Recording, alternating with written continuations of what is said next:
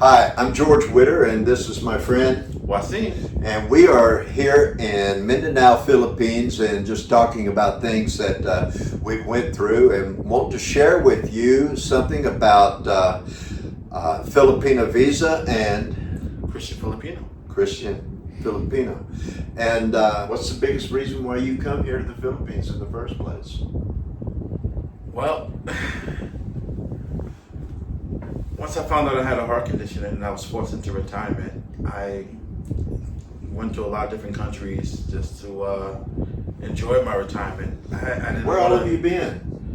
Well, I didn't want to. I'm from America, so I didn't want to stay there because I would literally have to sleep on someone's couch, and I'm like, this is ridiculous. Yeah. A little bit of money we get on an SSI disability, but I know on the side of the world, there's so much more money. So my first stop was Jamaica. Then I went to Cebu in the Philippines. Stayed there everywhere I go. I stay for a month. Uh-huh. Went to Indonesia. Then I went to Thailand. Thailand kind of kidnapped me for 7 months. It's kind of hard to leave Patia, Thailand. And everywhere I go, you know, I found a girl to date or whatever, but no one was never right. And then I finally heard about Christian Filipina, and I went on there and I met my beautiful wife. Currently, You the mother of can't my see her, child. but over Yeah, there come say is hi. a beautiful Filipino wife, I Yeah. tell you. Yeah. All right. And within 3 days of on the website, Yes. There she is, folks. Yeah, in 3 days of meeting her, all the other girls that I saw on the site was disqualified immediately. Like I fell for her immediately, and she was just perfect for me. Well, And going on 2 years later, we have a baby, motorcycle, house, So- and completely married. how's your health? Oh man, that's a good question. Yeah, I was on 7 different blood pressure medicines when I started my retirement. But this side of the world, they don't allow a lot of the chemicals they allow in America in their food. And there was a time when me and her was together. I had ran out of medicine. I only had 1 left, and I said, "Well, I'll just keep taking this, you know, until I get my check, because I only get paid once a month, and I'll get more." And she suggested, "Hey, let's check your blood pressure just to make sure you're good."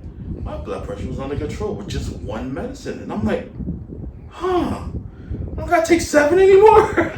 Big Pharma's really disappointed. in you. Yes, they are. So for about a year now, I've only been taking 1 just to keep my blood pressure under control. Well, that's really good. That's really good.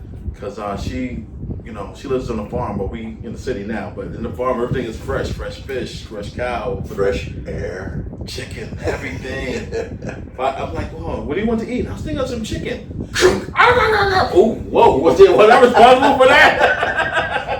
I went up on a mountain. I went up on a mountain and I said, what do you have to eat? And she mentioned a few things. She said chicken adobo. I said, that sounds good. Yes. And I said, let's have some chicken adobo. And you know, 3 minutes later, she was chasing chicken adobo. And I asked my girlfriend, I said, what is going on? She sort of explained that they don't have refrigeration. No. So I had to buy a refrigerator. I was like, wow, this is crazy. Take me to where the stores are. I can get you a refrigerator. Yeah, when they want to kill a chicken, they want to eat chicken. They Yeah. don't kill a chicken. you It's know. fresh. Why did you make the move here? Well, back in August of 2021, you know, COVID was had just really gaining speed. My wife and I, we both came down with COVID at the same time, and frankly, she died and I didn't. After 44 years of a really good marriage, you know, I was so codependent on her, and I pastored a church for like 35 years, and she was an intricate part of my ministry. When she died, man, I was just lost. So I went through a dark period of grieving. And I come to the conclusion I couldn't live in the same house, sleep in the same bed. You know, all of it we built together, and I needed to find a new me. And so, at the same time, I sort of I knew I had to let go of the church. The church deserved better. So I stepped out of that, and I wanted to continue in ministry. And about that time, it seems like maybe God caused me to focus on the Philippines. I was actually looking through some YouTube videos, and I saw some children singing the exact same songs that our children sing. And I looked closer, and they're on singing that they're on dirt floors, and no walls, and maybe somebody with a 3-string guitar banging away, but man, I just looked at it and my heart melted that these are children of God. They're of my faith. They believe like I do, and they're hungry. Yeah. And they don't have good clothes. They don't have a good education, and many things. I tracked down the pastor, and I really was moved, and I started sending them some money to help out. And when I told my friends and people I respected what I was doing, they called me an idiot and said I was being scammed, and I just didn't know. But I really felt like it was for real, and I really felt God in it.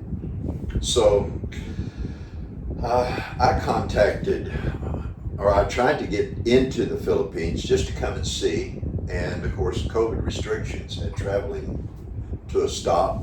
And that's when I got in touch with Filipina Visa. And they began to coach me and help me in the right direction. And so as soon as the travel restrictions were just kind of lifted, they had coached me in what to say, what to do, what documents to provide. And I came into the Philippines that way because I wanted to see for myself what the condition was for these children. So that's what brought me here. Okay. So the move to here wasn't really spontaneous. It took some time. I didn't think I was going to move here. I just wanted to make sure that where I was donating money and the need and everything, because and not only that, I wanted a vacation. I wanted an adventure. I needed to get out of the rut that I was in because, man, I was in a dark place with grieving, Yeah. And so I broke away, and I thought this would be good, and so it was long thought out. And the first time when I first started trying to apply for a visa to get here, I was overwhelmed with all the questions and all, especially because I don't know anyone here. And when they say, "Where are you going?" I said, "Well, I'm not really sure." That's just not the right thing to tell somebody when you're entering their country. Yeah. Where are you going? Say, "I don't know, but it's way down south." Yeah, it wasn't spontaneous for me. I knew from watching videos about dating girls in the Philippines that very, very few of them want to leave the country. So I already had kept that in mind. And when I met Kim, she doubled down on that she did not want to leave the village. She wanted to stay in Lake Cebu. And I was like, okay. And she tried to prepare me for what I would see. But when I got there, it was just like you said, dirt roads, very poor kids. And I was just like, wow, okay. You sure you want to stay here? I can get us a house, a condo. Like, you don't have to live like this. Because we video chat every day for a month before I came to see her. And so she saw I had a 2-bedroom condo in the Philippines, and it was beautiful. And modern everything, we have 4 pools, gyms, all that. And I'm like, go from that to don't even have a ground. I'm like, a bucket of water to wash? Are you sure you want to stay here? Yeah. Province living, is just totally a foreign idea to Americans. Yes. They don't have a clue. They think they're living in poverty, because somebody has to pay their rent, But and I'm like, I'm adventurous. I always wanted to go camping, and I wanted to do the hardcore camping where you bring guns, crossbow, knives, and you hunt for your own food. You don't bring no food with you. You go out there, tent, sure, that's fine, but you fish, you hunt, get your food. So I'm like, okay, this is what I always wanted to do. Yeah, after a few months, can we just get like a house? Did you consider other countries before you came here? Did I consider other countries? Really, I didn't. I have been to Haiti. I have been to Mexico. I've been down in the Caribbean on cruises and stuff. And I've seen, a lot of poverty. But I would really, venture to say that I believe it was God that I couldn't have picked Philippines out on the map. I never had a thought of it. I always thought it might be great to be a foreign missionary. But my wife said absolutely no to that. We have children and grandchildren, ain't going nowhere, How many children do you have again? I have 4 children and 12 grandchildren. My quiver's full. Yeah, yes it is. I certainly didn't come here thinking I'd have any more kids. Oh, for the record, you're 70. I'm 70, yeah. I'm 53. Most people think I'm 50, 55. Yeah. I get younger ages over here too, which is great. Good boost to the ego. Yeah, I definitely was hitting other countries, but I wasn't really trying to find love. I was just enjoying being retired because being in America is work go home, and even though I was part of a bike club, it's really only like maybe once or twice a month we get together and go to other chapters in other states. But for the most part, you're not really enjoying yourself. Like I work armed security, so I will bring my iPad, watch movies. Then that was the highlight of my day, watching a movie. Now I'm doing the stuff I see in the movie. Right. Yeah, swimming in exotic rivers, going to different beautiful countries, living in and renting condos that I would never dream about. This costs a Never fortune in afford. the USA. Yes, oh my God. But over here, I see condos as low as $200 a month, as high as $500 I stayed in. And drop dead gorgeous, everything. Security everywhere, everything you can think of is there. Fully furnished, nothing to worry about. What was your personal motivation for coming here? My personal motivation was Not just coming here, but living here. Love. Because as much as I was just joining my retirement and dating girls every now and then, I realized I don't want to spend the rest of my life just dating different girls. I want, let me just restart my life and get married and everything. I've seen videos online about the passport bros. That's how I ended up on this side of the world in the first place, because they let me know through their videos how much our money is, go for on this side of the world. So I was like, okay, cool, great. I'll enjoy my retirement. Then the thought hit me, hey, I should really get a wife, retire, and start, a family, because I have one son in America and I chose the wrong woman, long story short, and I wasn't able to raise him. So, because she left me when he was 7, so he, it was nothing I could do. The courts don't really side with men. You got to have money to get hired, private investigators, and track down people, but let it be the other side. Court will spare no expenses to grab you from work and bring you in there, And I just wasn't making money like that. So by the time he reappeared in my life, he was already a man, and I could not influence him on the right path. So it's just like, wow. So I'm like, you know what? I'm fully retired now. I'll take my time, choose the right woman, and raise my children up the right way. Way to go. Yeah, man. For me, it's the children. I'm purposed in my mind after my wife died that I would live the rest of my life and make it count for something important. I want to leave the world a better place than how I found it. Right. And there's a lot of places where there is a lot of help, and a lot of charities do a lot of work, and I'm not knocking them, but it just seems like the children who live in abject poverty down here in South Mindanao, nobody knows they're here. Yeah. And there's no help for them. And I really felt like something had to be done. I prayed about it, and God sort of said, well, I'll just send you. And so that was my motivation.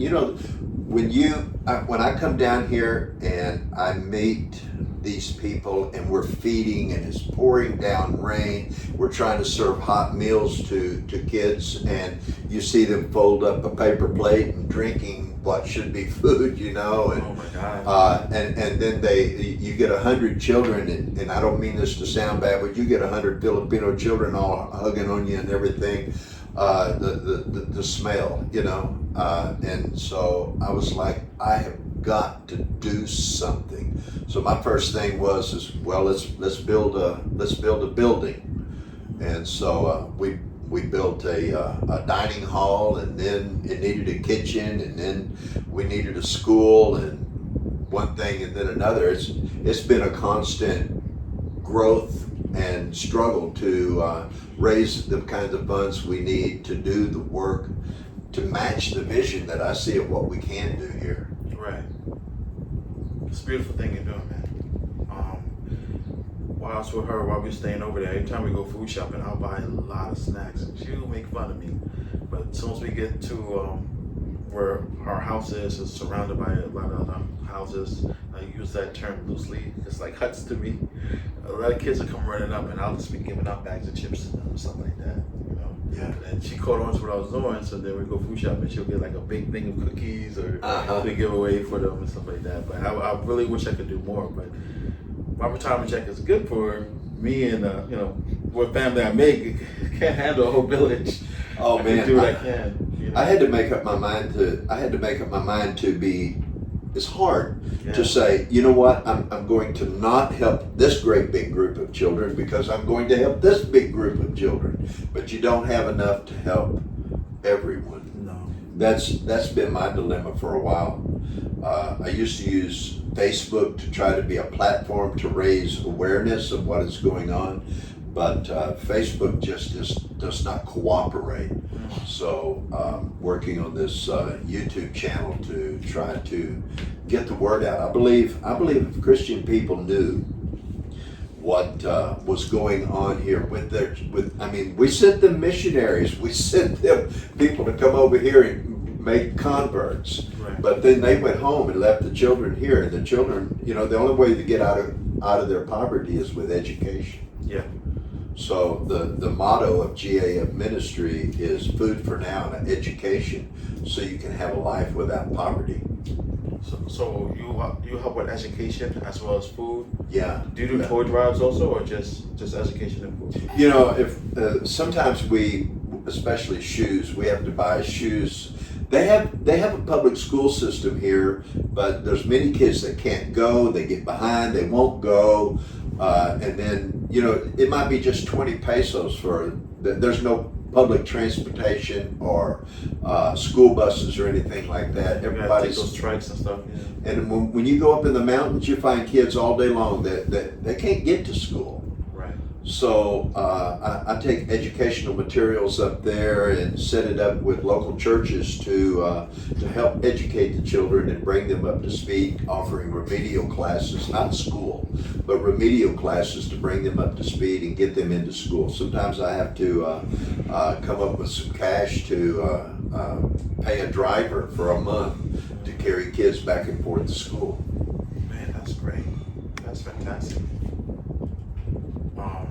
Because I started a bike club with some of my brothers and foreigners this year.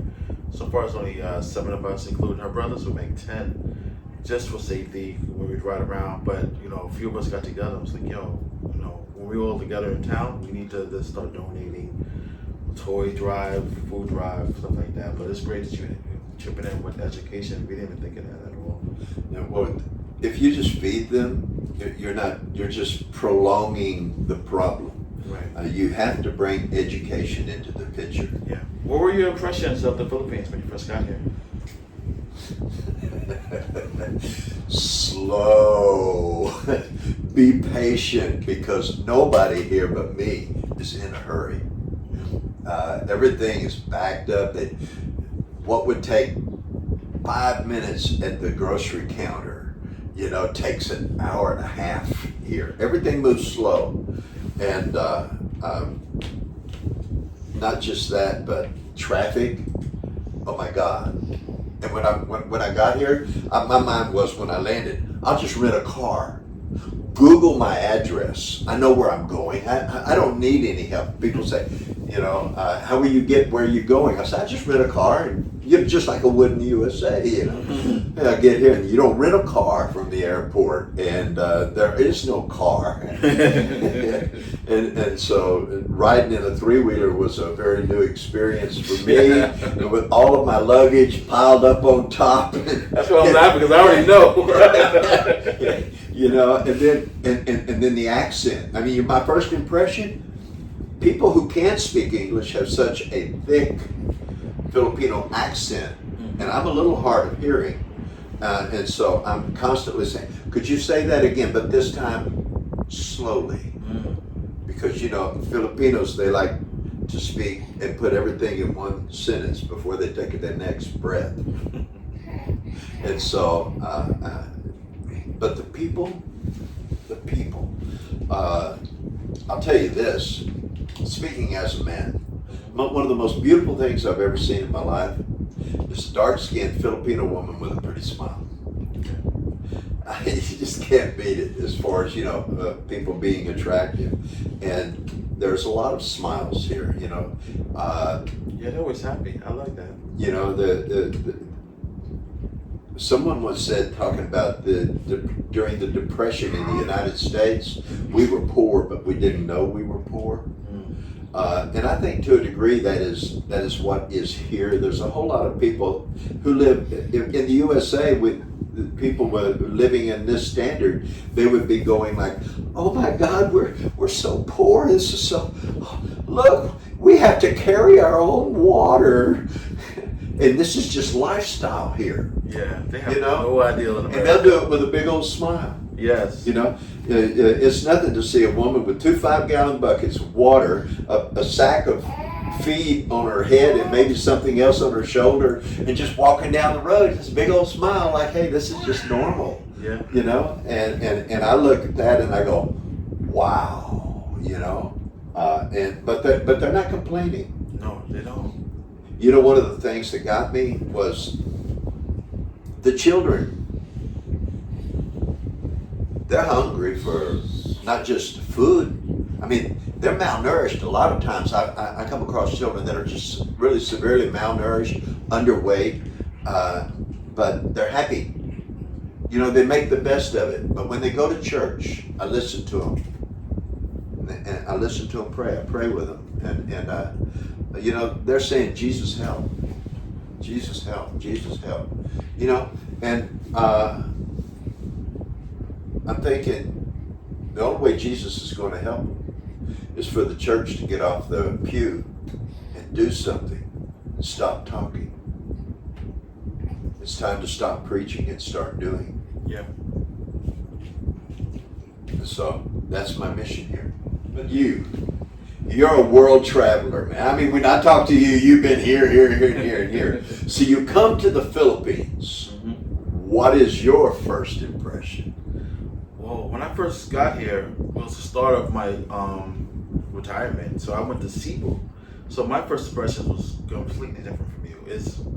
I was where all the rich people were. So anything I want was at my fingertips. We have an app called Grab. I can order anything straight to my doorstep. Taxis everywhere. If you want to rent a car, motorcycle, everything's right there. I stayed in a beautiful condo. Now, when I came back almost a year later to be with my wife, and she told me she's over here in Lake Cebu. Yeah, that was a completely different change. I was just like, wait, what's going on? Because in the Cebu, everyone speaks perfect English. Yes, they have a little accent, but I understand them completely. This side, it was like, huh? You don't understand what I'm saying? I was so shocked because last time I was here, they spoke it perfectly. So I had to use translation apps, or I had to try to track down someone who could speak English. And she told me it was a journey. It took me about 8 or 9 hours to get from because I went to Devil Airport to get from Devil Airport all the way to Lake Cebu. Woo! That was some traveling. Oh man. Yeah. And I could see the change from coming from the city as we going to the mountains, how the houses changed from houses like this to lower class to lower class to lower class to huts, and I'm just like, oh, bamboo and mud hut. Yeah. Where am I going now? You know, and then by the time I got to her village, there was no concrete road. It was just dirt, and I'm just like, wow. Uh-huh. And when we got to the house, there was 100 people to greet me, and I'm just like, they don't live here? She's like, no, they're here to meet you. Yeah, I'm like, oh, okay. I'm like, there's a lot for this little house. And it was all her cousins and brothers and sisters and everything. Her mom and dad had 10 children, so it's like, and that's what they do. They have a lot of children. I was like, wow, this is real big change. And like you said, you gotta have a lot of patience, because when I was first time I was here in Cebu, you know, whatever I wanted, it's like right there. So it was almost like being in America, but being like in Fifth Avenue, the rich side. Right. Now it's like, yeah, you gotta like do everything yourself, or find someone who can do it for you, and yeah, you gotta have patience. Down in the Just even swamps of Louisiana. I ordered to put Wi-Fi in the house, because I was like, I need some Wi-Fi. We'll be there Friday, Sunday. Oh, we're installing it now. Like when they said patience, I didn't mean days. You know, you being a world traveler, I'm sure that you saw it in other places, but my first experience was, No. peso Wi-Fi. This is like a payphone for Wi-Fi. You know? That's what I tell people, like, because I have my friends, they're like, oh, help me find a girl. You know, I don't want to use a dating site. You're right there. So when I send them girls, they're like, oh, they asked us something called a load. I literally have to take a picture and send it to them, like, because I'm trying to explain to them. It's like a payphone, but you get Wi-Fi. Huh? Okay, wait, hold on 1 second. I have to take a picture and send it to them. I'm still troubled using my phone. What load to buy to do what with, you know? But there are things here that are just totally foreign to me. And load, managing your cell phone. I want AT&T back again, baby.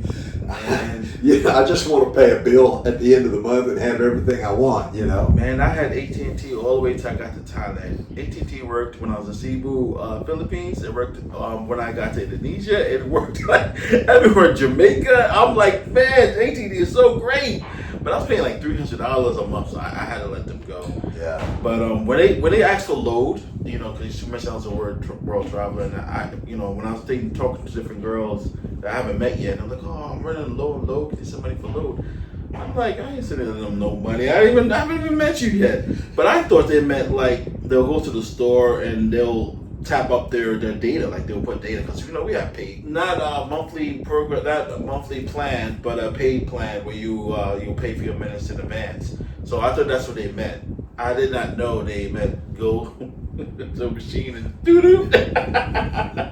So I didn't know that until I actually got here and seen it for myself, and I'm like, this is the load y'all was talking about. Did you have any connections, like friends, family, online community before moving here?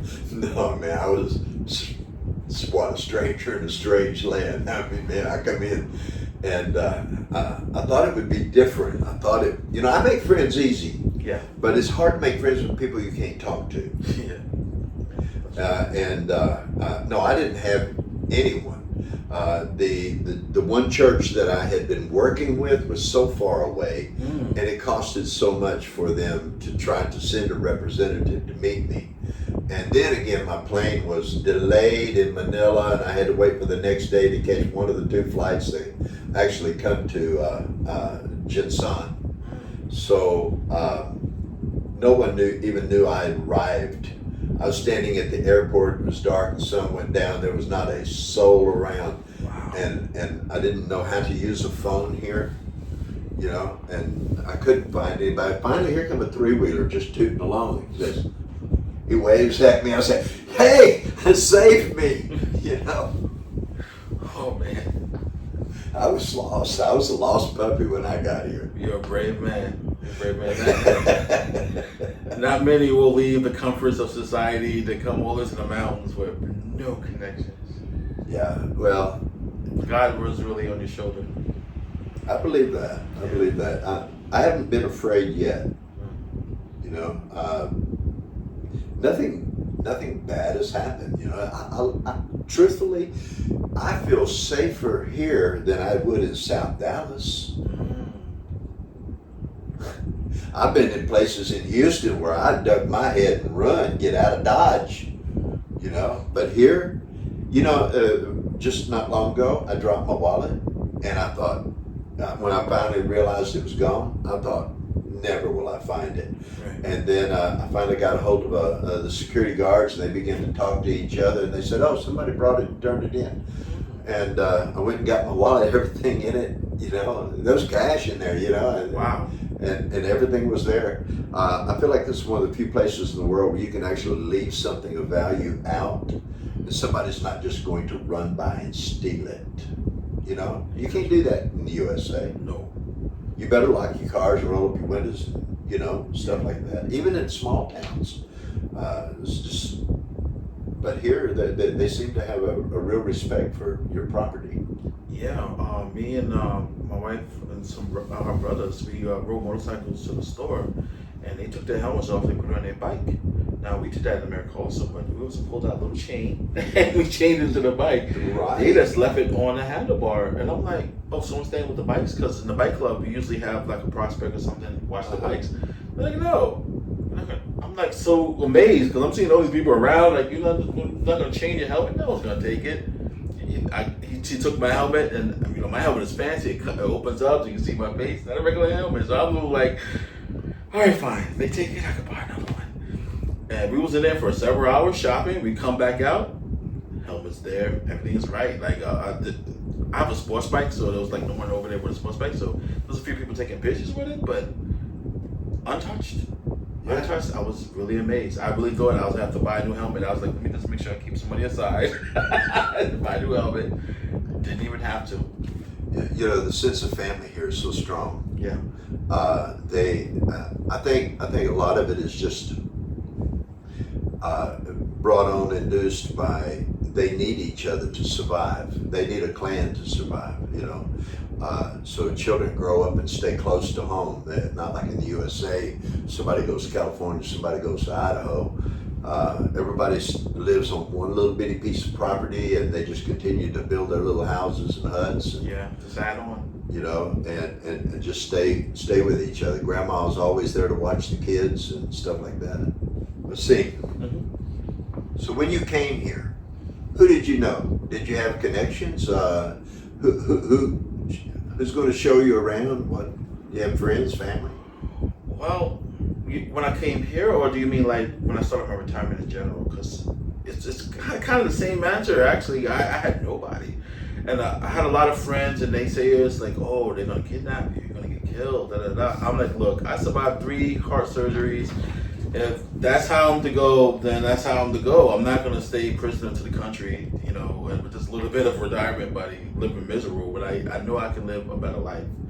And all these countries I went, I slowly started selling my gold, because when I first retired, I had all gold teeth because I was living the biker life, big gold chains, rings, and stuff. And then once I saw that, you know, I'm not a gangster no more. I need to sell this stuff and just have some extra money. So I slowly started getting rid of it. But even when I had all the gold, no matter where I went, I didn't always stay with all the rich people in the condos. Sometimes I went into town, and you know, I got looks, I got called different rapper names, but no one never was like, hey, give me that chain, or let's take a hammer to your teeth. Let me get them gold teeth. You know, I felt safe. It was like no problem. Aren't we a contrast here? I mean, I've spent all my life being a Pentecostal pastor, and here you are. You come in and you've been like this gangster guy, you know, and you know, you're a pretty cool guy. You know, I even though I say I'm a gangster, is this to a certain degree? It wasn't to a point where, you know, like you see in the movies, the biker clubs are like biker gangs, and we jumping on bikes, robbing stores, or telling stores, hey, you gotta pay this money for protection. It wasn't doing none of that. It was just a simple thing of, if you mess with one of us, you mess with all of us, and we're all gonna come for you. It was just mostly like a family you chose. Yeah. Family you chosen, you know. Yeah. It wasn't like we was doing nothing illegal. Uh-huh. So, you know, and it's the culture I was in, and we wear a lot of gold and drink a lot. So once I started, living on this side of the world, living this culture, is like, I don't need to wear all this stuff, because you just being a foreigner, they already know you're rich. You don't need to wear any kind of gold or nothing, So I still, once I became a family man, I said, okay, I'm trying to get rid of this stuff. Now, once I got my teeth done over, I was like, hey, you gonna keep the teeth? She's like, no, I'm gonna sell it. Why would I keep your teeth? You say, a souvenir? I don't know. Carrying an investment in your mouth. Yeah. She got selling my gold teeth. I believe she made about 50 or 40,000 pesos. I'm like, she's like, you carried a fortune in your mouth. Like, why are we gonna keep this?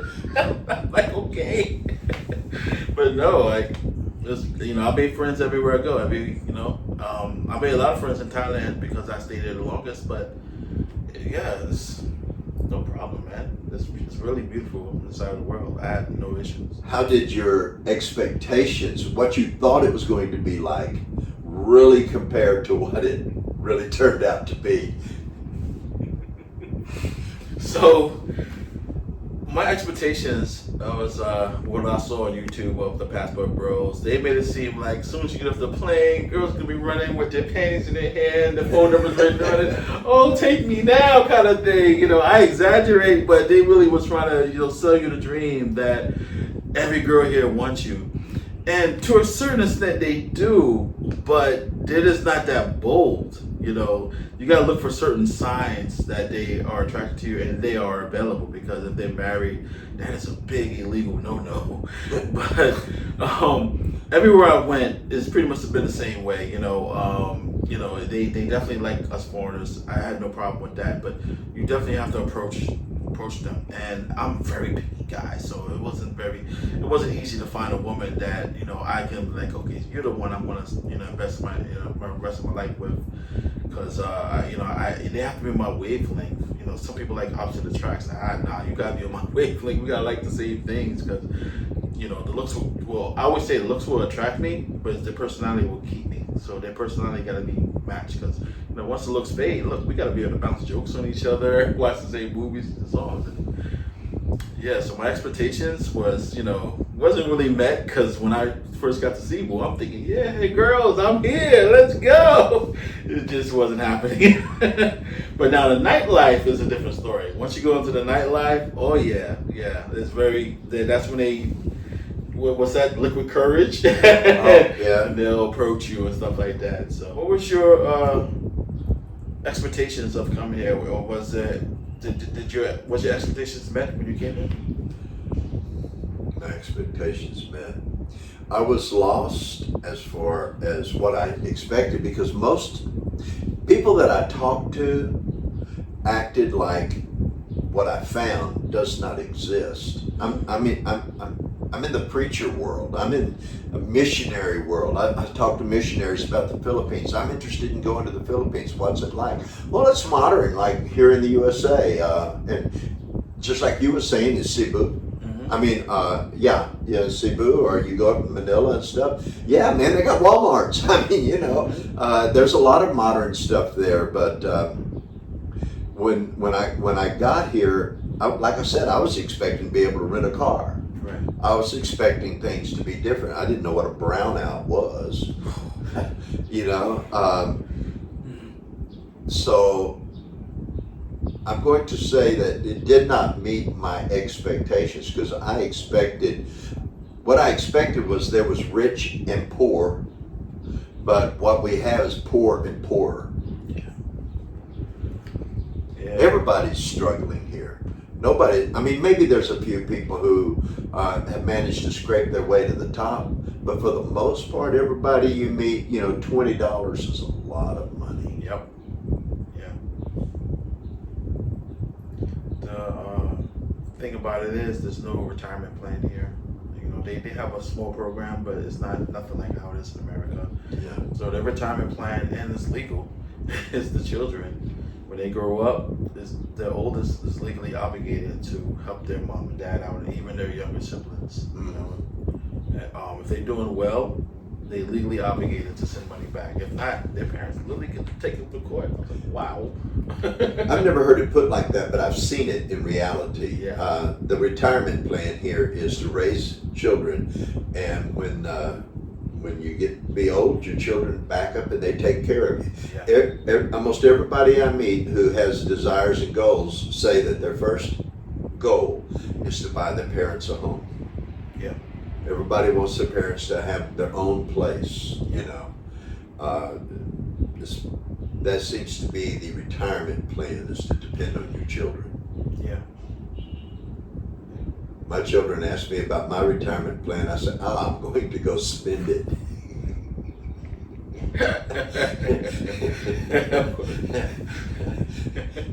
Dad, what are you going to do with the house? I'm going to sell it. What are you going to do with the money? I'm going to spend it.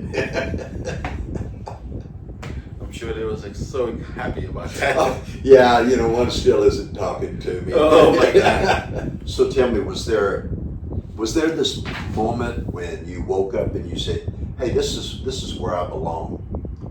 Was there some experience or something that made you feel like you belonged here to the Philippines? I call that the moment. Yeah. So when I was in Thailand, I thought that I made it because I was in Pattaya, Thailand also. I went to Bangkok, but when I went to Pattaya, it was like another country. When I was in Bangkok, you know, those girls that was attracted to me, but you know, I have to approach them. But when I went to Pattaya, they literally would grab my arm. "Hi, you here by yourself? What's your name?" And I'm just like, whoa. Then I had this beautiful condo. And, you know, I had a 2-bedroom apartment in Brooklyn, but it was nothing compared to where I was staying in Thailand. McDonald's, Burger King, all my junk food places was nearby. I could order. I didn't have to leave the house. Beautiful weather all the time. But you know, I was empty as far as finding a true wife to be by my side. And you know, once I got a Christian Filipina, I met my wife Kim. You know, she passed all my checks because I always got my red flag check to make sure she's not a scammer or nothing like that. And I was like, when I got here, I was like, wow, she was so beautiful. And I'm like, okay, cool. So I had a choice to stay in a hotel or stay with her at the house where there was no floor. No floor. They had like this thing. It's like a roof. It's like a metal roof, but it has like this big opening. You know what I'm talking about? Yeah. I let all the hot air out. You know how much I hate bugs, so the weirdest bugs will be flying in. I'm like, and the bathroom was outside, and what I can only describe as a Little House on the Prairie type of situation. But I looked in her eyes, and I didn't want to leave her. So I was like, wow, where will we stay? And then she showed me they had a room for us and everything. And I'm like, okay, all right, I'll mess with it. And that was my aha moment, because I was like, wow, I gave up the modern society type stuff that I totally love to be with this woman who I felt in my heart and my soul. This is my soulmate. So if this is what she wants to do, I'm going to do this with her to keep us both happy. What about you? What's your You know, we had decided that we would go up to Lake Cebu and visit some mountain villages up there. I'd met a young pastor who pastors 3 different churches, you know, and I loaded up a truck full of rice, canned goods, and school supplies and took off. And we was in this little community, and I only had so much, and people just kept coming and kept coming and kept coming. And I had some volunteers who were helping me distribute everything, and I was like, we're going to run out, you know, and the kids just kept coming. And finally we run out, and there was a small group of kids, and they were like, okay, and the children began to share, you know, I got 2 pencils here, you can have one, blah, and you know, That's beautiful. and I seen it, and it broke my heart. And I thought, man, I should have done just a little more. And I think I realized that I had to go all the way back to the city and buy more school supplies and bring them back up there, because nobody else is going to do it. Right. You know, this is my place. This is, God said, I was mad at God. I said, God, why don't you do something about it? He said, I'll show you why. Because the people are my hands and feet, and people won't do it. And it is actually a blight. You know, I know you and I are different faith, but I think it is a blight on the people of God to say these are children of my faith, and let them be hungry. Yeah. These are our children, man. I mean, maybe in God they're whatever, but they're our children. They're our responsibility. Yeah. And I feel like I owe it to them and to God to make that difference. So my aha moment was when I realized what I was doing just wasn't enough. I had to do more. That's deep, man. Yeah, beautiful. Yeah. Sometimes I'm a sentimental kind of person. But the other day I was up in the mountains and I picked up this little girl. They brought her to me. They wanted me to pray for her, and I'm like, oh God, I know Jesus. I'm not a miracle worker or anything, but I grabbed a hold of her and I held her, and she was just trembling, partly out of fear, and just this big strange white guy holding on to her, and her legs is just crippled, and I asked the parents, I said, well, what's happened? What's wrong with her? How long has she been like this, kind of thing? They say it's been like this since she was born.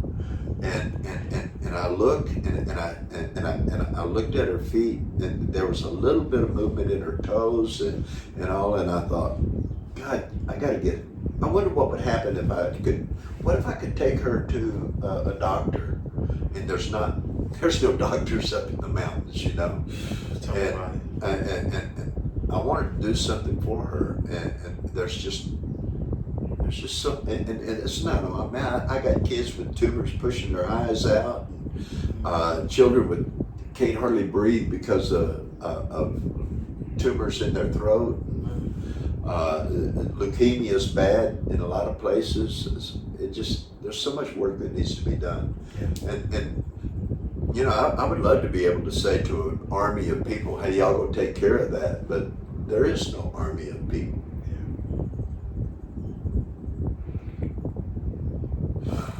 God will provide. That's been my method ever since I've been here. Just what God will allow me to do through people. Yeah. Like you mentioned, I'm a different faith. For you who don't know, I'm Muslim, but I'm not. Don't get mad at me, my viewers. I'm not diehard Muslim. I'm not praying all the time I'm supposed to pray, because you're supposed to pray like 8 or 10 times a day, stuff like that. There's some problems that went along in my temple when I was 18, 19, and made me just stay righteous. So because I'm that way, my wife is free to be Christian, and I went with her to her church on Sundays, and their church don't have crosses or nothing like that. They just worship God, and I loved it. So, even though I didn't understand everything they were saying, they spoke English sometimes, but it was great. Yeah. Great. And I definitely wanted to help. I was like, hey, do y'all need Bibles? I can donate some Bibles, stuff like that. And I was like, oh, no, we use the app. I'm like, wow, okay. I'm like, you need seats or something for the chairs? Oh, no, everyone bring their own chairs. It's like the community just comes and helps out. It's so beautiful. It's like, wow, I don't know what to do to help out. Yeah, I love what I do, Yeah. and sometimes it's heartbreaking. To see a kid that's losing his sight because there's a tumor in here pushing his eyeball out, or something growing on his eye, and it takes money, and things are cheap here, but it takes real money to do stuff like that. Well, hopefully our viewers could, some of them could help out, and we can maybe start like some kind of medical charity also to help these children out. Because I definitely want to help. It's like one of the things that I thought, you know, for Christians, we think of Jesus performed this miracle of feeding 5,000 people, where a child came up with a couple little fish and a couple of loaves of bread. He broke it and it fed 5,000 people. People assumed that it went out in one basket. It came back. There was 12 baskets. And how did that happen? Or and I think that the child was by what Jesus taught. The child said, "Well, I can help," and he made a donation. And then, as the basket went out, people may have took food out, but then more people were putting food in. Here we have some. Here we have some, and there was enough for everybody. So while I cannot miraculously make food appear, I do manage to feed some 200 children a week. That's beautiful. You were I really can't do 5,000, but I can do a couple of hundred. That's so good. Since you're here, what is the cost of living like here compared to the cost of living back in the USA?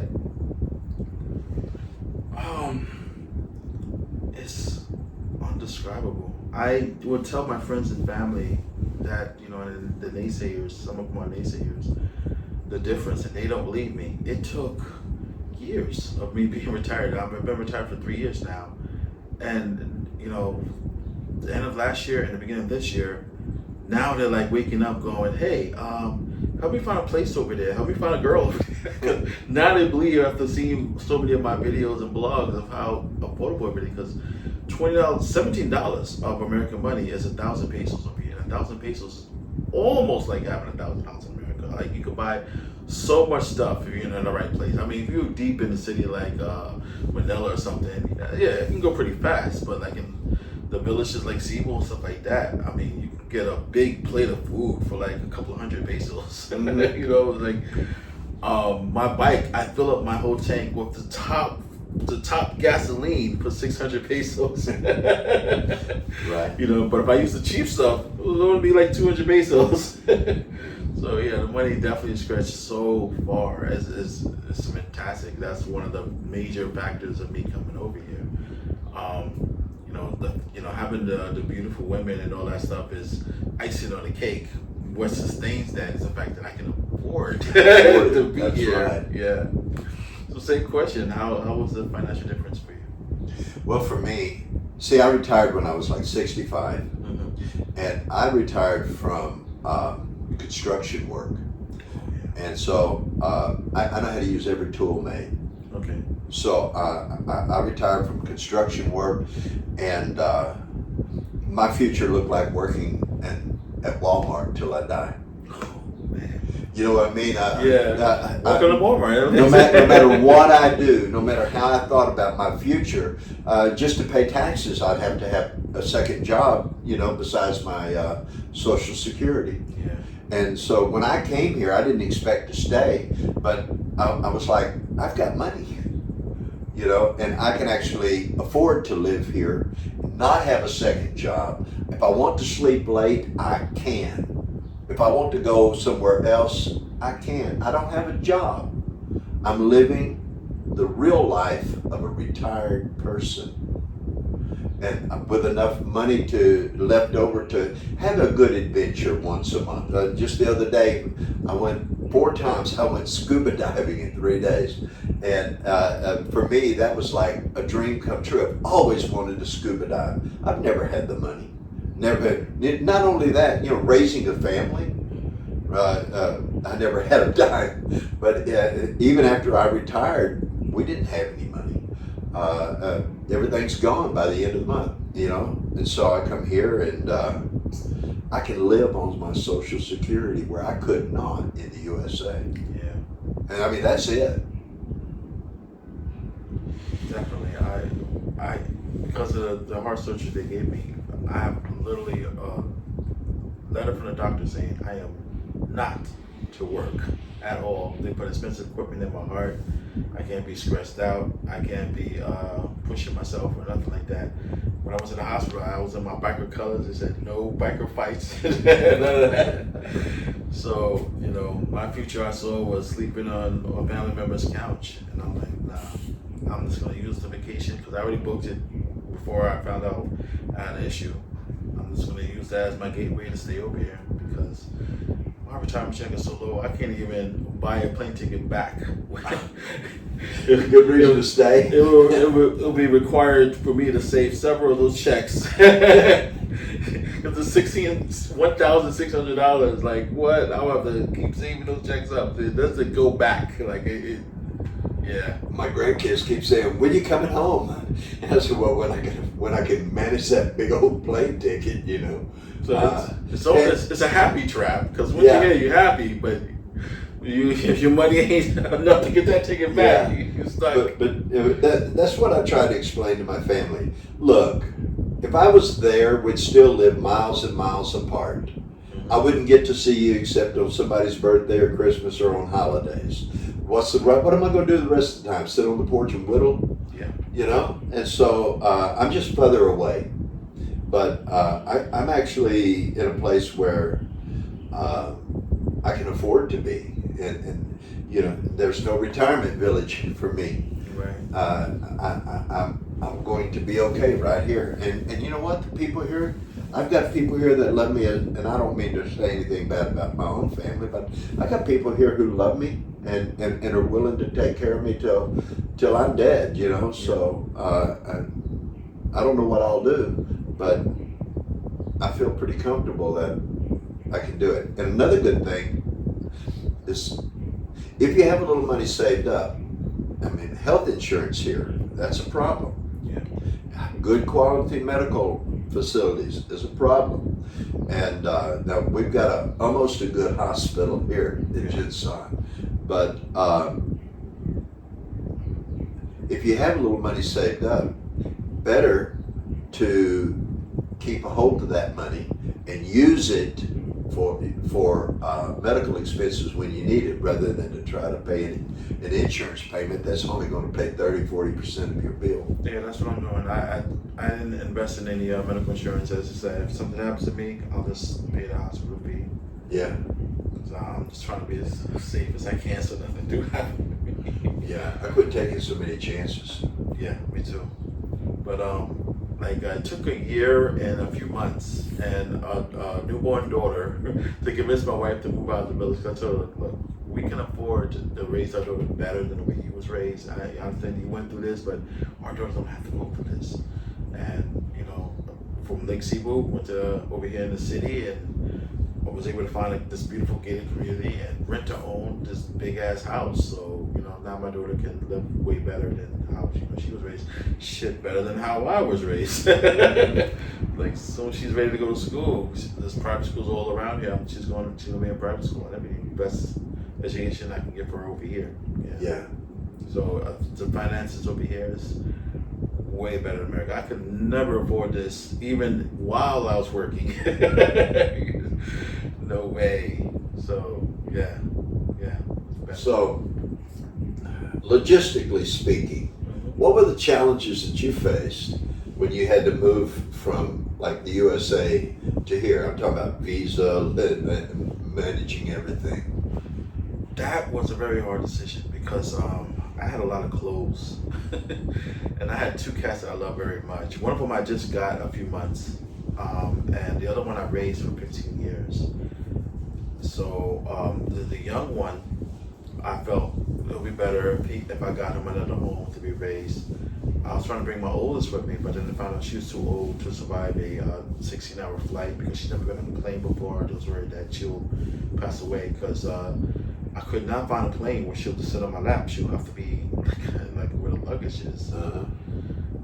So I had to find a home for her, and then I had to go through my wardrobe and figure out what am I bringing, what I'm not bringing.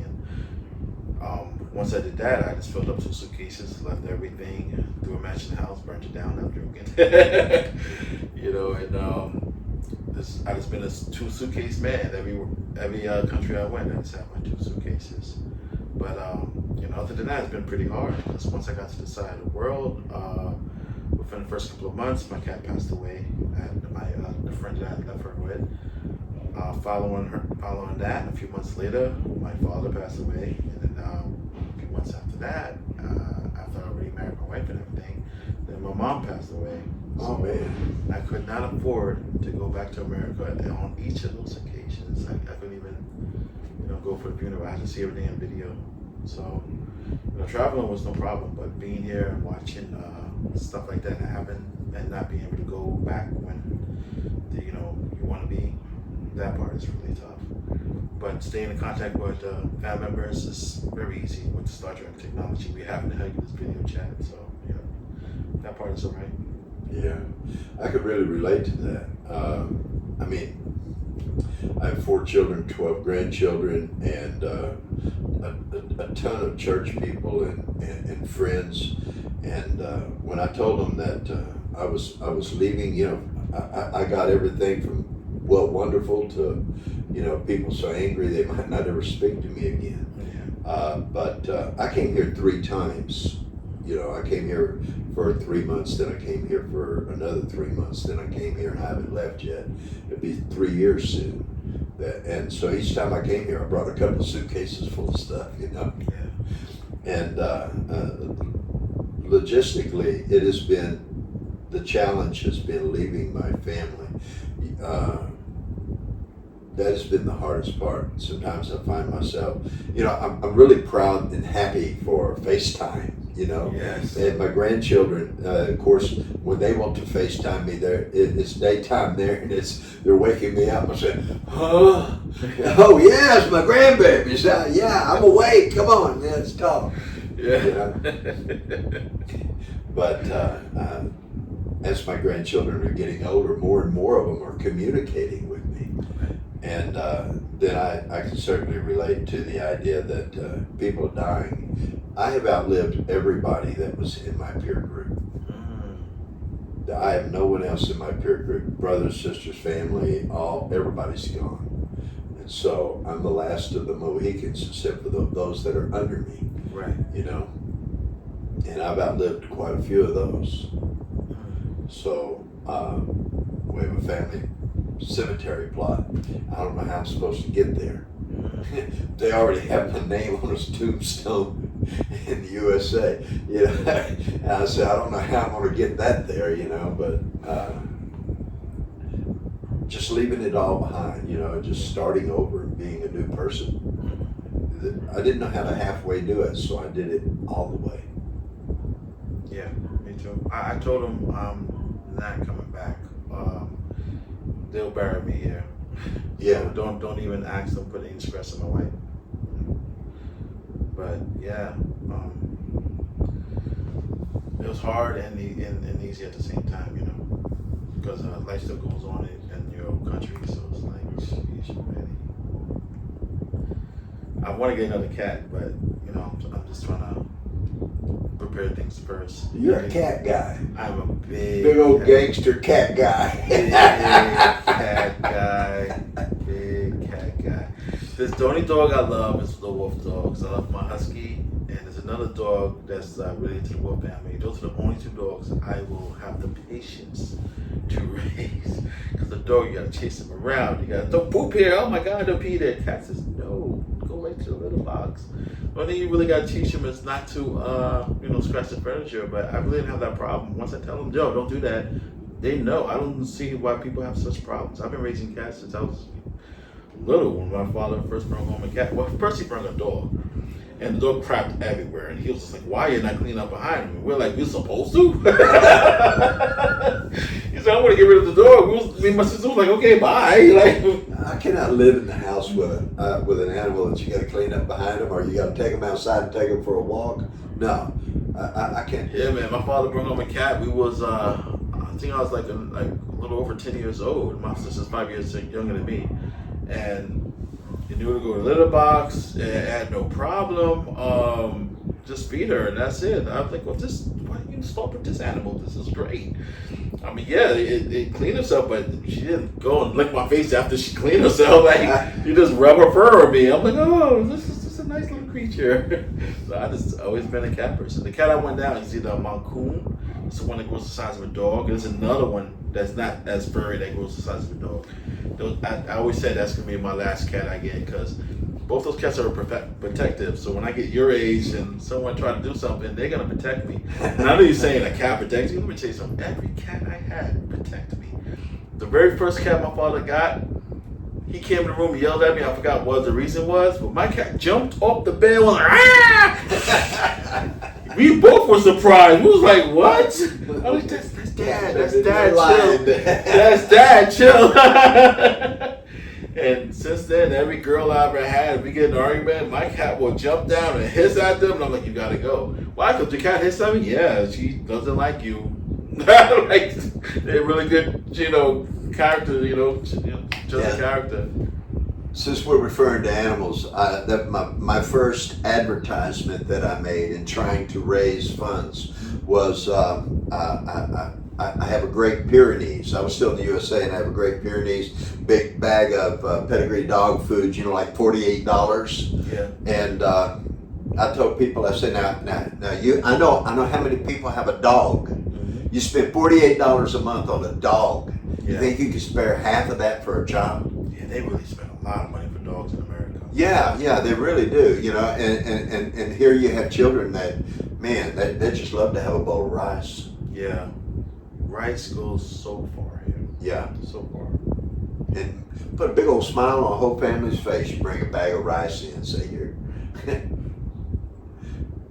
Back, the whole family can make a meal out of a little pot of rice and a can of sardines.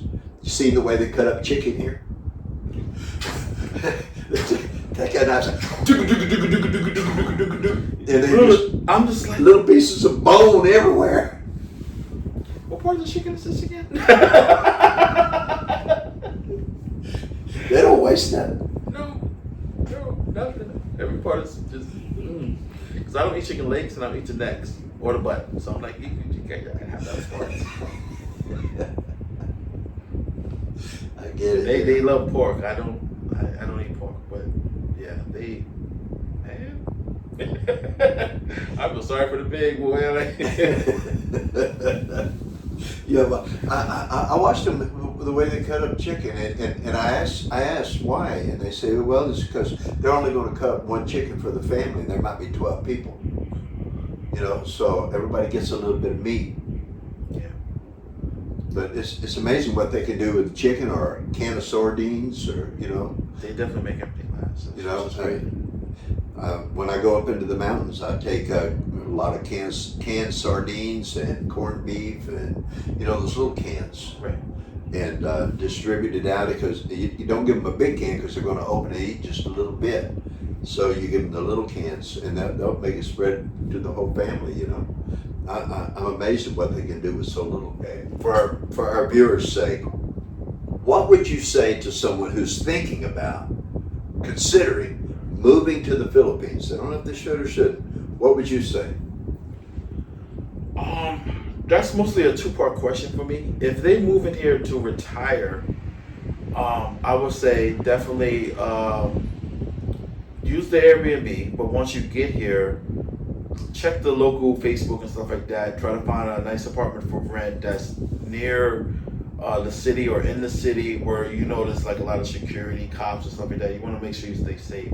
That's if you really on a tight budget. If you make at least $1,000 or more in retirement, then I would say rent a condo, rent a house in the city. Try to get like what I have, or where it's in a gated community, because they also have houses for rent here. That's about 10,000 pesos a month, which is roughly about $160, $170. And this way you're around a lot of other foreigners that's also renting here or rent to own. You have security in case anyone try to follow you home and think of trying to do some harm. Same thing with a condo. If you rent a condo, you have security everywhere. Everything's right there for you. Now, if you're coming for love, And a lot of people do. yes. And you want to be like how I did, go to the province to get your wife. What I did, I don't recommend, because I went straight in like, God take the wheel. If something happens to me, it happens to me. But I definitely don't recommend it. First, make sure the woman you want is not in the red zone. If she's not in the red zone, have her come out of the province and meet her first before you go there. And because I went straight in, like I could have been disappeared and everything, but I trust that God has a plan for me, and I, wasn't really worried about that. But I don't advise others to take that, advice. I think you should just have her meet you out of the province. If she can't afford to meet you in the city, kind of like meet her halfway as far as she can get, meet her there and then take her to the city and spend time with her for a while before you go visit the family and everything, Trust me, when you speak to girls in the province or pretty much everywhere, they're gonna put you on a video chat with the family anyway. But before you meet them in person, definitely, spend time with her first. Don't just jump right in. You gotta be safe. There's a lot of things going on. But that would be my advice for those who want to move here. It's definitely a green light either way you want to do it. Right. Well, I agree with you. It depends on the motive. Why? It's like if you want to come here to retire because it's affordable. Yeah. And some people want to come here to retire and find love. Yes. Yeah. But if you want to come to find a place that's affordable, there's a lot of places here that is made for expats. Yes. I mean, they're looking for that foreign money to come in and rent from them. They know who's coming and they know how much to charge, and so that they'll get you. And you look for places that has medical. If you have medical problems, or because you're not going to get younger. Yeah. You pay attention to that. So if you're looking for a place to retire, I would say stay near the larger cities, and probably not retire up on a mountain in a beautiful place. Yeah. Because you're going to die there trying to get out. But if you come here, like you say, looking for a partner, looking for love, I agree with you about don't go looking downtown Manila for a partner. Matter of fact, that song, City Girls, you can't hide your lying eyes. City girls just seem to find out early how to open doors with a smile. Mm-hmm. Yeah, these girls know how to do that. Yeah. But the province girls are more family oriented. They're more red. They don't see you they're not gold diggers. Yeah. I always say that on my channel. Yeah, they're not gold diggers. They're looking for security. Can you take care of them? Can you provide a home? And because that's attractive. And in the United States, you'd say, "Oh, that girl's a digger, gold digger, because she's just going to marry you, divorce you, and get 50%." But here, there is no divorce. There's no divorce. Whatever you marry, you're stuck with. And so, I would definitely search provinces. And my advice is shop around. There's lots of fish in the sea. And when that beautiful young woman is attracted, or she's warm, she's inviting and everything, especially if you're an older person, you go, wow, what a blow to my ego. This makes me feel so good, And she says, you don't look like you're 90. You look more like you're 30. Wow, baby. Wow. That's the line, Yeah. Don't fall for that junk, Find somebody that's real and you can be honest with, and they're not there to lie to you. These aren't American girls. Yeah. They come from a different culture, and you actually have to stop and think about it. They're not American girls. You better think like a Filipino guy. Yeah. Because they're in it for good. They're in it for the keeps. So, yeah, my best advice is shop around. They want you to hurry up, like you were saying. They want you to hurry up and meet the family. Yep. That's the clue to the family. Hey, look what's happening to me. I'm getting married. Mm-hmm. But so you kind of want to avoid meeting the family right off the bat. Yeah. And shop around. They're used to long engagements here. Not in Lake Cebu. Yeah, you're right. Where I am working, it is nothing to meet with someone who says, "Yeah, we've been dating for 2 years, 3 years, 5 years," you know, but And that's a province? not getting married. That's a province? Yeah, well, even here in Jinsan. Well, I understand the city part, but the province, because Lake Seabold was the first and only province I've been to. So I just thought they all was the same way, but I don't know, they're not. Because in Lake Seabold, they raise their daughters to be wives. Yeah. They keep them pure. They don't let them date. If a boy is interested, the boy will meet the family, and the family will probe him. They'll be like, where you work, where you plans for the future, how can you provide for our daughter? If he passes all those tests, then he has to pay a diary for her, because they make sure that she knows how to cook, clean, take care of the family, keep her purity in check. She's not out in the streets dating 10 different guys and stuff like that. So, you're getting a real wife when you go to Lake Seabold. So, if they don't have the cash and they meet them halfway, well, let me get a goat, let me get a cow, stuff like that.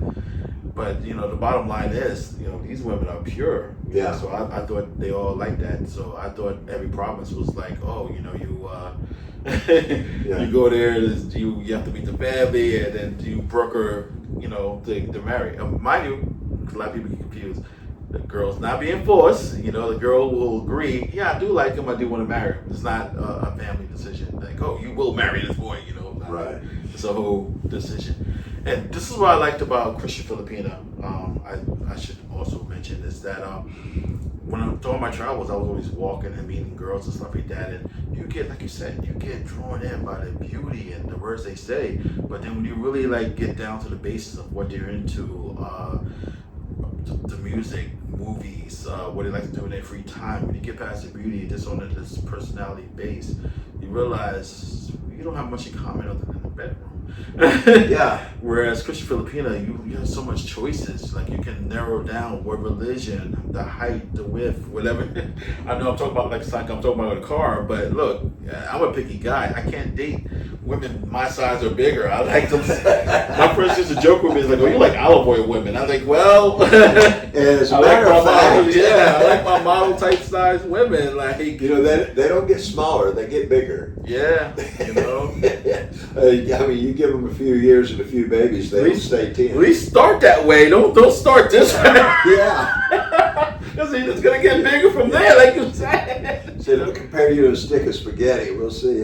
So on my end, I definitely recommend, going to Christian Filipina. The link should be under this video, and take your time. Look for the red flags. Exactly.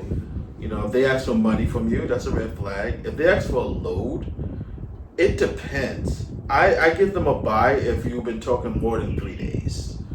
But if it's the same day, come on. Like, I just met you, and now you need to move on to the next. This is like hundreds more. You know what I did is I got me an app, and they say, I need load. I said, what's your number?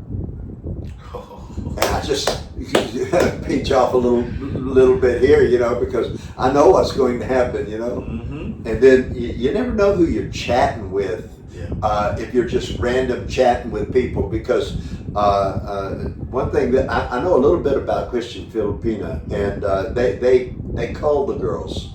They do a lot of background checks on them and everything, because you don't know if you're just chatting with a girl that you met online, and y'all are sending messages back and forth. She showing that to her husband, saying, "Can I say this to him? Yeah. Can I show this to him?" Yeah, I video chat immediately. Like, once we talk for a little bit, I'm like, okay, I need to see you. Oh, you coming over? No. Let's video chat. And that's what I like about Christian Filipina. You can video chat right in the app. And, I get them to turn the camera around without saying, oh, turn the camera around. I want to see this with the guys right now. I go, I like to see your house. Can you pan your phone around? Let me see your house.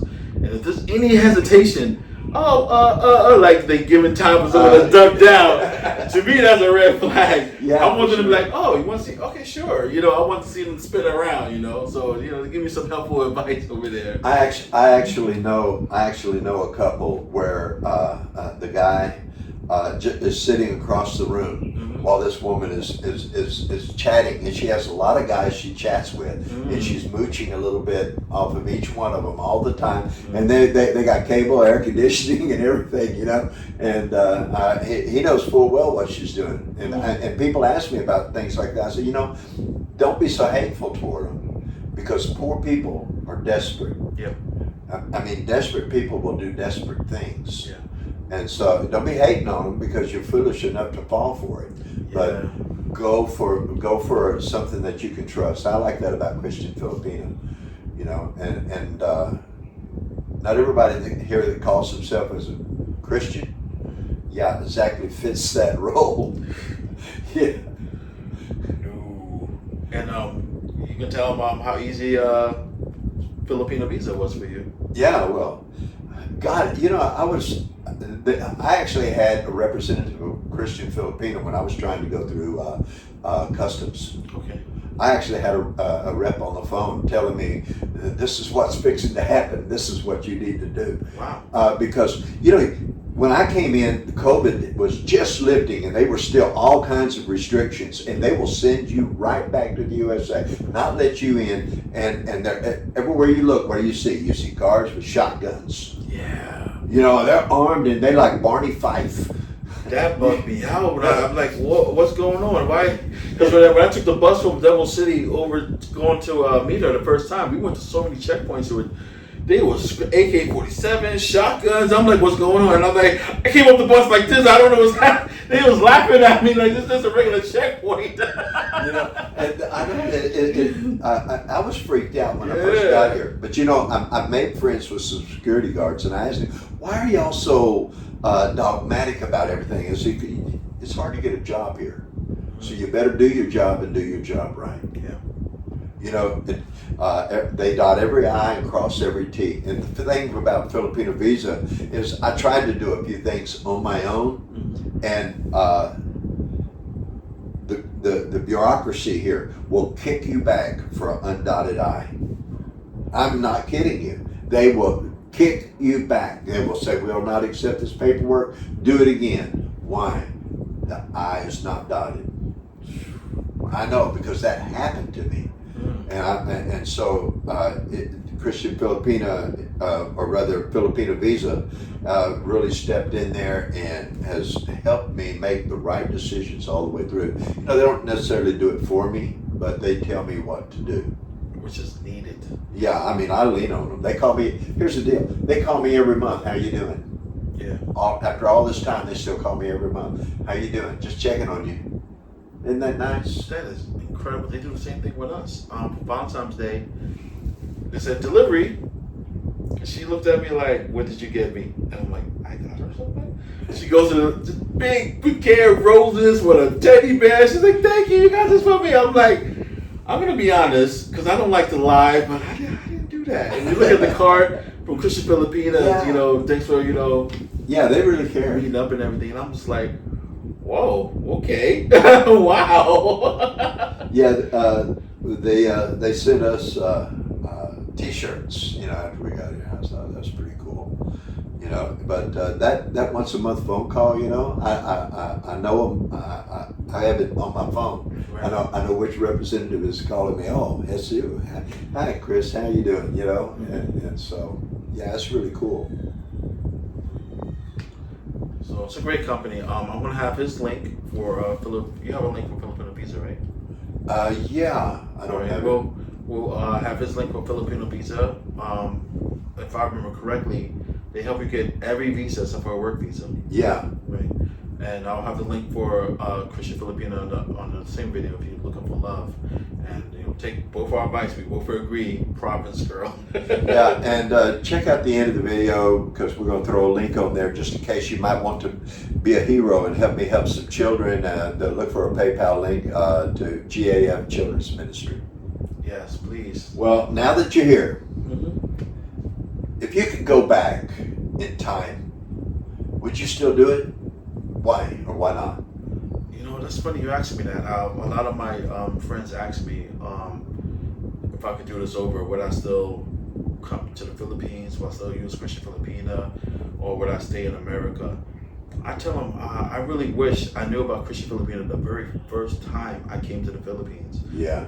While I was in Cebu, I would have went up on the app and I could have been found love. So yeah, I would have did it sooner. Yeah, not to knock all the other countries I've been to. I had a lot of fun. But, you know, it's nothing like having your true, you know, soulmate, your true one with you, your true woman with you, and it's getting scary out there. Like there's so many old diseases popping back up, and like whoa, I got out the game at the right time. Yeah. Same for you. Same for me. If I had it to do over again, my God, the most painful thing in the world that ever has happened to me was with my wife dying. So let's say it is after that, and I'm trying to figure out what to do with my life. What would I rather do with my life? I can't think of anything in the world that I could do that would be more rewarding and more fulfilling than being able to come to the Philippines to live out the rest of my life and be effective. This is the most. The place is beautiful. The people are beautiful. The children are beautiful. The women are beautiful. The beaches are beautiful. It's a beautiful place. The mountains here. I'm a mountain climber, a hiker. I love to get out into the wilderness. And they got it here. Everything I want is close by. For the benefit of our viewers. Yeah. What is the one thing that you wish you had known before you came here that you didn't know? Well, when I first got hit with the heart condition and everything, they told me I have to retire.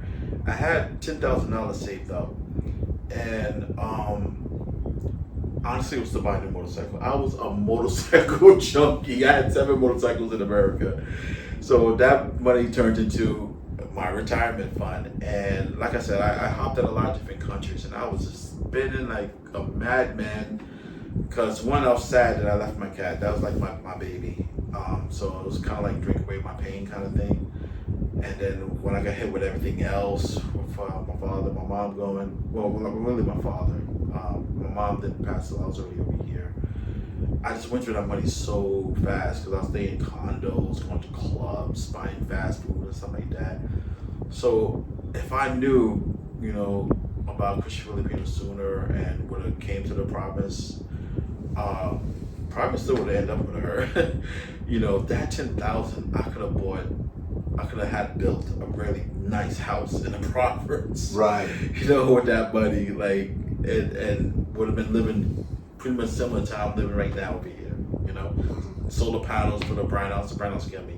Solar panels and everything.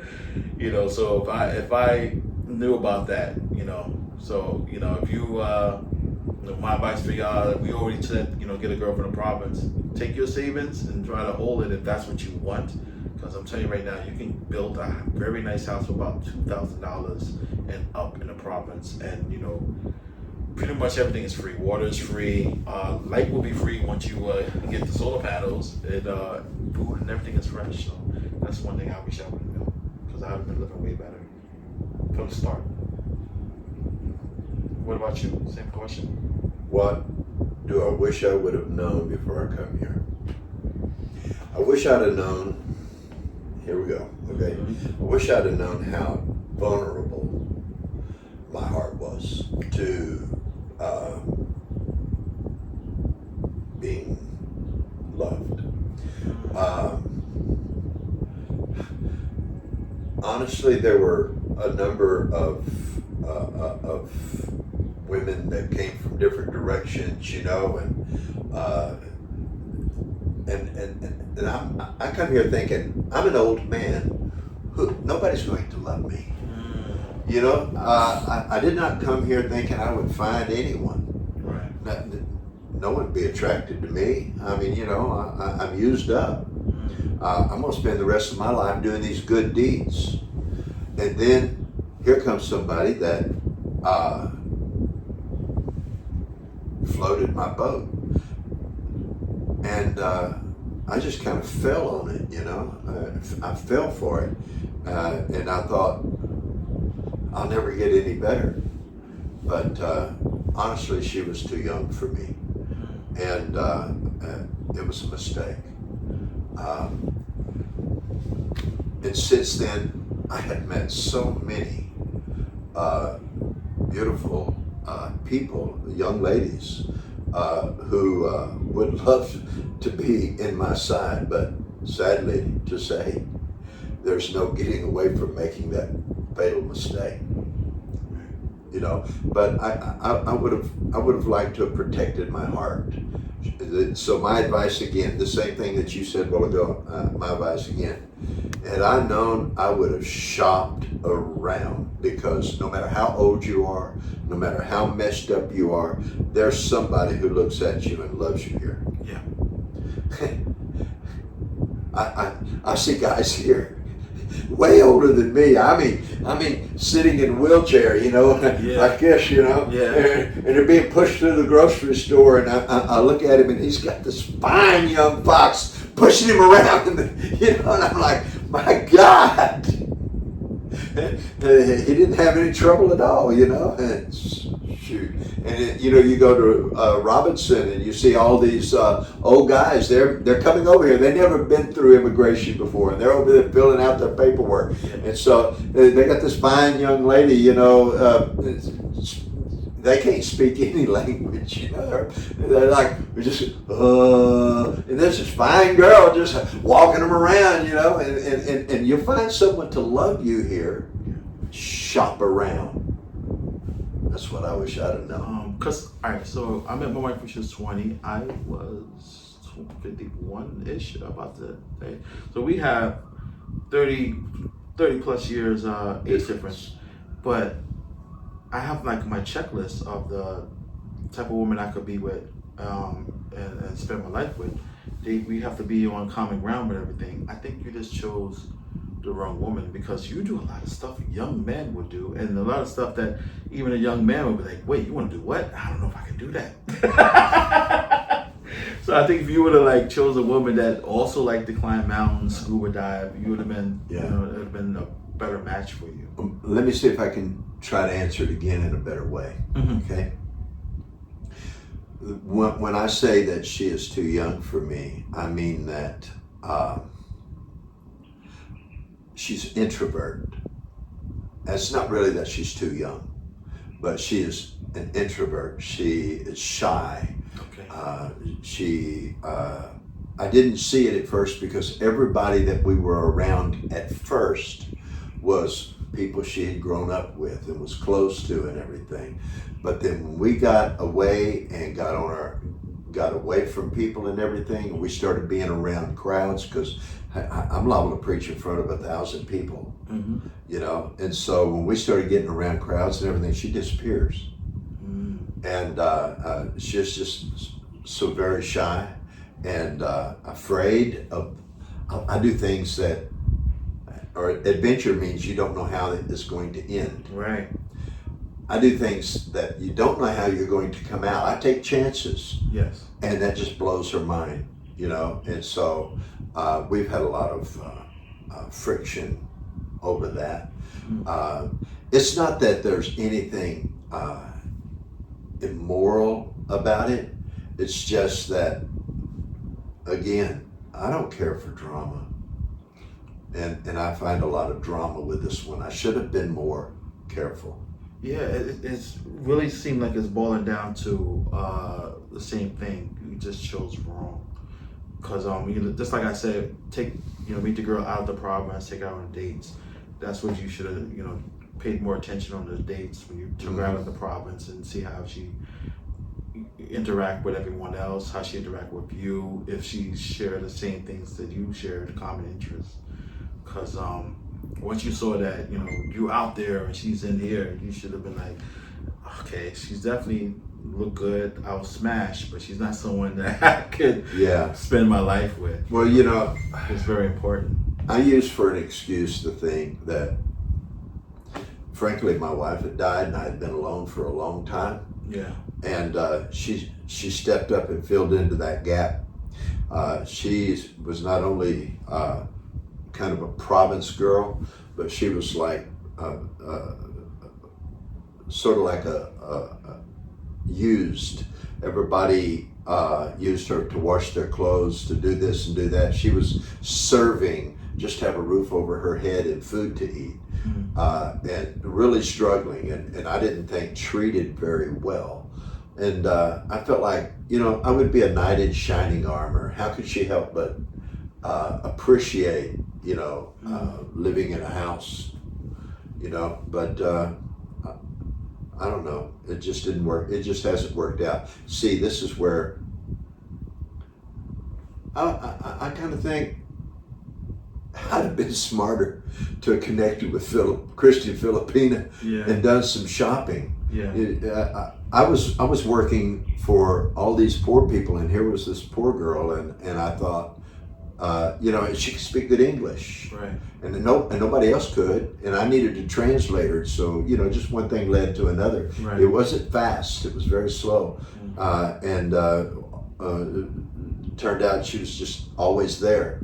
And then frankly, one night we got caught in a thunderstorm in the wrong place at the wrong time, and it just seemed like the right thing to do. Right. And I never backed up. When I make a promise to somebody, my word is gold. Right. Yeah. You gotta I learned from when I was way younger that what I require to be with one woman because growing up in America, I can count on one hand how many straight women I dated. All the women I meet is bisexual, and I was with it. Like, hey, if we can party together, it's no problem. Yeah. But when I do meet a straight woman, it's like, what can she do that would make me not want to go be with another woman? So, I had to make my checklist. We've done our job. Yeah. So you got to know us better and how Christian Filipina helped me, how Filipina Visa helped him. And speaking of help, I ask you and beg you, please help this man's charity, help these kids over here. Amen. I even with my little money and Lake Sibo, anytime I go food shopping, I share stories of how I try to get them snacks and stuff, but this man goes a step above and beyond. And even with my bike club, we thought of doing like toy drives and maybe give out some food, but he does education and everything. Help this man. He does a lot for the community. Well, I tell people that it's really not me doing it. I really feel led of God, and this is what God would have me do. So I ask people just, why don't you pray? Say, God, should I help this man take care of these kids? And if God tells you yes, do what he says. Yeah. It doesn't matter what religion you follow, helping the less fortunate, especially the children, is always a blessing. Where can they donate and where can Okay, I'll send you a link to PayPal, donate to GAF, and it works just like that. The money doesn't go anywhere but straight into the bank account, and every dime that comes in goes straight to the children. I keep nothing. Okay. Do you have any kind of future program maybe where like people who donate, maybe they can come over here? I don't, but I've given that some thought. I've had a few people say they want to, but you got to really want to go up into Lake Cebu. Yeah. You got to really want to visit some of these places. It's not easy, But if you ever do, you'll never leave. It'll always be here.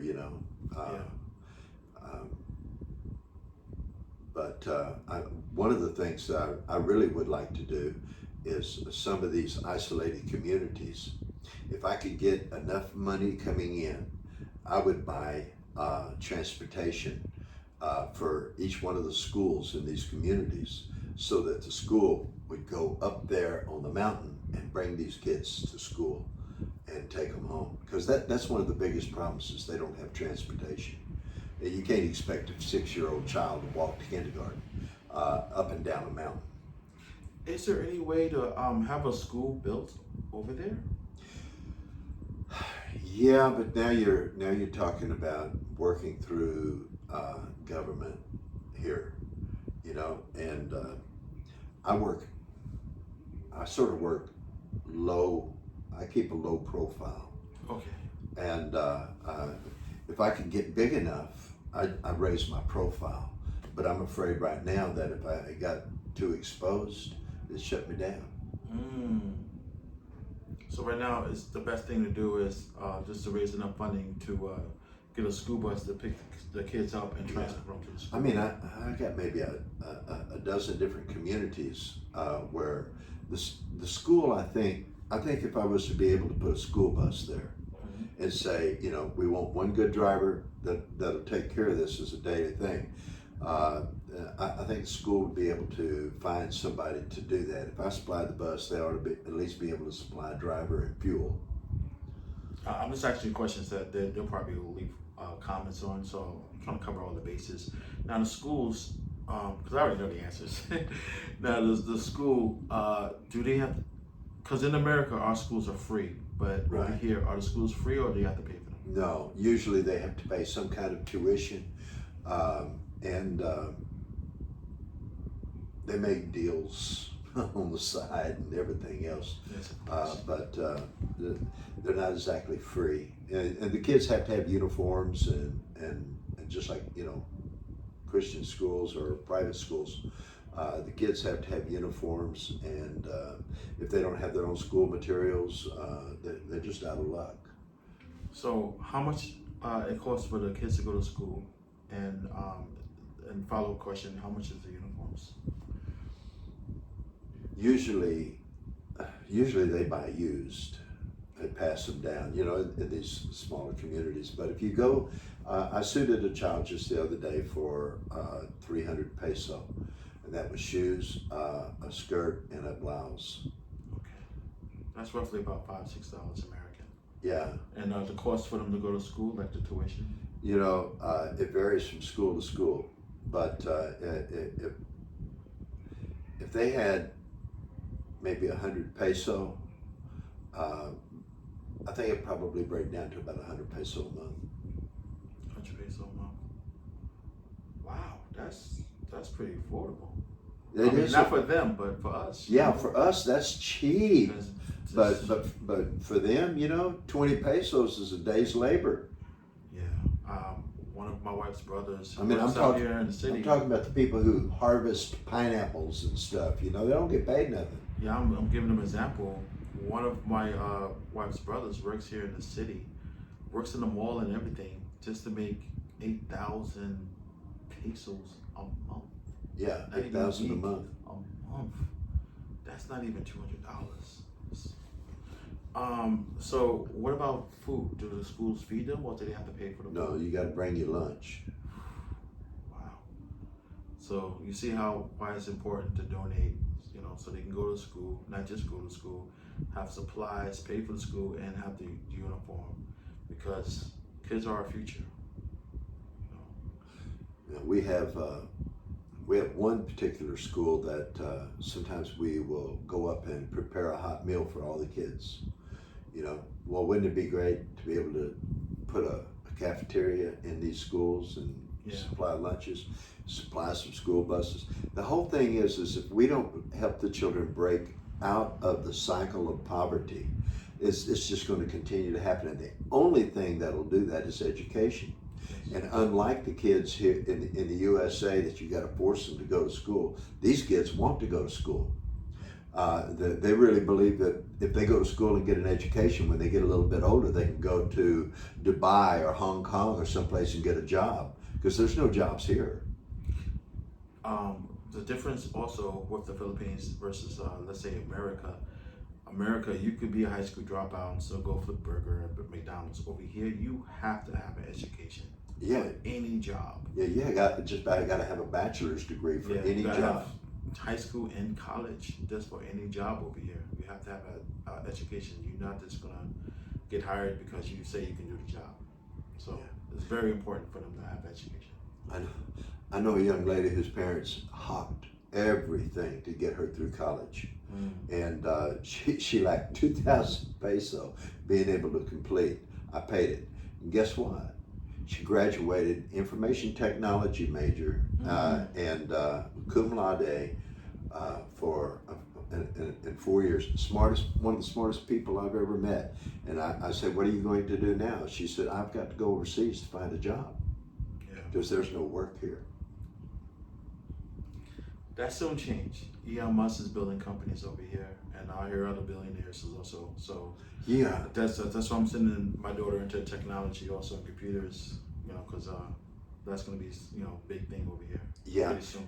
especially with things going down in China, the big companies are going to go where there are educated people. Yeah.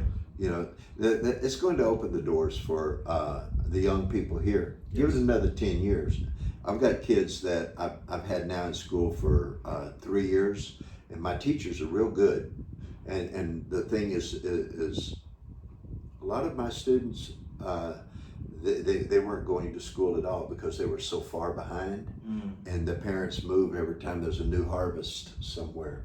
They travel around, and so I've got kids now that are coming back because they made this big circle all the way up to North Luzon and all the way back down to and they come back here and go to school for a little while. Wow. And child labor's legal here, I didn't want to touch that. Well, this has been a great interview. I'm quite sure y'all learned a lot. All the links is going to be under this video, and probably broken up in parts, but it'll be under every video. Please, I cannot stress it enough. I cannot ask you enough. Donate to this man's charity. Hey, and I do everything face up on Facebook. So I hit you with my Facebook link. And you can throw that on there. Yes, I will. And if you want to connect with me or see more about the charity and what I do, it's just full of information. I ain't ashamed of anything on that page. Hey, I just thought of something. For the people that probably can't afford to come here, maybe we can do something like I don't know, maybe they donate a certain amount and you put the video on like a video chat and they can see the kids. Yeah. Say hi to them, because I do that a lot with my friends in America. I video chat and they get to see her cousins and stuff, flirt or whatever. But besides that, turn that into a positive. They could see the kids and see who they helping. I hadn't thought about doing that. But It just came to my mind. Yeah. They could see who they helping this way. Because there are some people that's like, oh, everything's a scam. This way they can see it's not a scam. You see he has pictures and videos on his YouTube. Mm-hmm. Links is going to be under the video as well as Facebook. And now I just came with the idea. Y'all can, he can put you in video chat with them through Facebook or Instagram or any app that has video chat nowadays. Sure. And y'all could, see the kids. That's a really good idea because you know? I'm always just, how do I make things happen, Yeah. And a lot of it, okay, I am 70. I'm an old dog with technology, a lot of new tricks, new things coming out every day. Mm-hmm. It's hard for me to keep up with what I can do in technology. Yeah. But I had thought about bringing it up into that. I have a Facebook group that I wish I maintained it better. I need help. Okay. But I wish I maintained it better. But I have a Facebook group that I put special things on there, everything we're doing, and people can view more personal. It's like for Christmas, I put the pictures of like 100 children on there. Say, pick a child you want to sponsor a gift for, and send them, $5. Right. And $5 go so far here. Oh yeah, $5 goes a long way, and you totally dress a kid for $5. That's like what, an egg roll in America for the price of an egg roll. Man, Yeah, you know the thing is if you go to the malls and you shop with an American idea, you spend a lot of money. Mm-hmm. But if you go to the open markets, that's where I like to go. Yeah. I go to where the stuff is cheap. Often it's good material, used but good, and for what you could pay in Robinson, I can go down to the open market and buy 5 of the same thing. I use Shopee. Yeah, I do Shopee a lot. Shopee is really good. Well, that's been our video. Thank you for sitting down watching it, and I'm going to thank you in advance because I know you're going to do it for helping out with his charity. Thank you, and God, thank you also. God bless.